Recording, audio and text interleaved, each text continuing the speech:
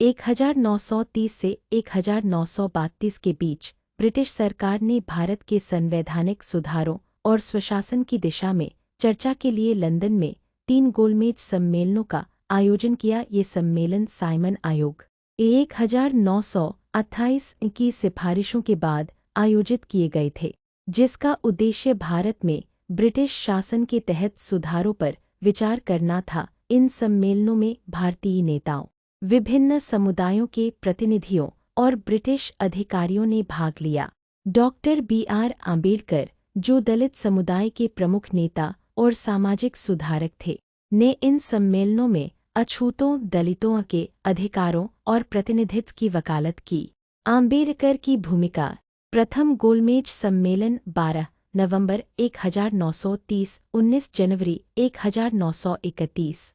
इस सम्मेलन में भारतीय राष्ट्रीय कांग्रेस ने भाग नहीं लिया। आम्बेडकर ने दलितों के प्रतिनिधि के रूप में हिस्सा लिया और शोषित वर्गों के लिए राजनीतिक अधिकारों की मांग की। उन्होंने अपनी राजनीतिक दृष्टि प्रस्तुत करते हुए कहा कि दलितों की सुरक्षा के लिए उनकी स्वतंत्र राजनीतिक पहचान होनी चाहिए, जो कांग्रेस और ब्रिटिश सरकार से मुक्त हो। आम्बेडकर ने दलितों के लिए शिक्षा, समानता और सामाजिक न्याय की आवश्यकता पर जोर दिया। द्वितीय गोलमेज सम्मेलन 7 सितंबर 1931 1 दिसंबर 1931। इस सम्मेलन में आम्बेडकर ने दलितों के लिए पृथक निर्वाचिका सेपरेट इलेक्टोरेट्स की मांग की, ताकि दलित अपने प्रतिनिधियों को स्वतंत्र रूप से चुन सके। उनकी इस मांग पर महात्मा गांधी के साथ तीखी बहस हुई, क्योंकि गांधी पृथक निर्वाचिका के खिलाफ थे। गांधी का मानना था कि इससे हिंदू समाज विभाजित हो जाएगा। आम्बेडकर ने तर्क दिया कि पृथक निर्वाचिका दलितों को उनकी समस्याओं को प्रभावी ढंग से उठाने के लिए आवश्यक है। ब्रिटिश सरकार ने उनकी मांग को स्वीकार किया, जिसके परिणामस्वरूप 1932 में कम्युनल अवार्ड की घोषणा हुई। इस अवार्ड के तहत दलितों को पृथक निर्वाचिका में 2 वोटों का अधिकार दिया गया, एक वोट दलित प्रतिनिधि चुनने के लिए और दूसरा सामान्य वर्ग के प्रतिनिधि के लिए। तृतीय गोलमेज सम्मेलन 17 नवंबर 1932 24 दिसंबर 1932।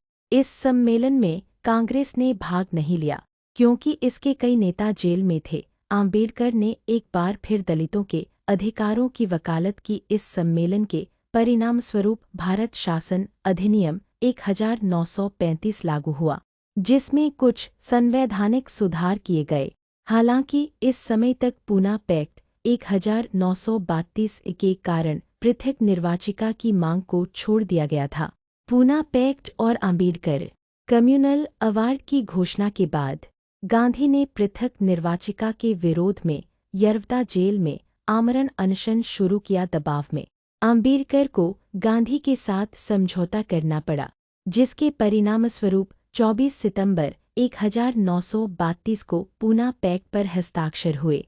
इस समझौते के तहत पृथक निर्वाचिका को छोड़कर दलितों के लिए सामान्य निर्वाचन क्षेत्रों में आरक्षित सीटों की व्यवस्था की गई। इससे दलितों को विधानसभाओं में अधिक सीटें मिली, लेकिन उनकी स्वतंत्र राजनीतिक पहचान प्रभावित हुई। आम्बेडकर का दृष्टिकोण। आम्बेडकर का मानना था कि दलितों को सामाजिक और राजनीतिक रूप से सशक्त बनाने के लिए उनकी स्वतंत्र आवाज और प्रतिनिधित्व जरूरी है। वे कांग्रेस और गांधी की नीतियों के आलोचक थे, क्योंकि उनका मानना था कि ये दलितों को केवल सहानुभूति का पात्र बनाते हैं, न कि समानता का। गोलमेज सम्मेलनों में उनकी भागीदारी ने दलितों के मुद्दों को वैश्विक मंच पर लाने में मदद की और भारत के संवैधानिक ढांचे में उनकी भूमिका को मजबूत किया। निष्कर्ष। Doctor B.R. आम्बेडकर ने गोलमेज परिषदों में दलितों के लिए समानता, शिक्षा और राजनीतिक प्रतिनिधित्व की मजबूत वकालत की। उनकी मांगों और तर्कों ने ब्रिटिश सरकार और भारतीय नेताओं को दलितों के मुद्दों पर गंभीरता से विचार करने के लिए मजबूर किया। पूना पैक्ट के बावजूद आम्बेडकर की ये कोशिशें भारतीय संविधान के निर्माण और सामाजिक न्याय की नींव रखने में महत्वपूर्ण साबित हुईं।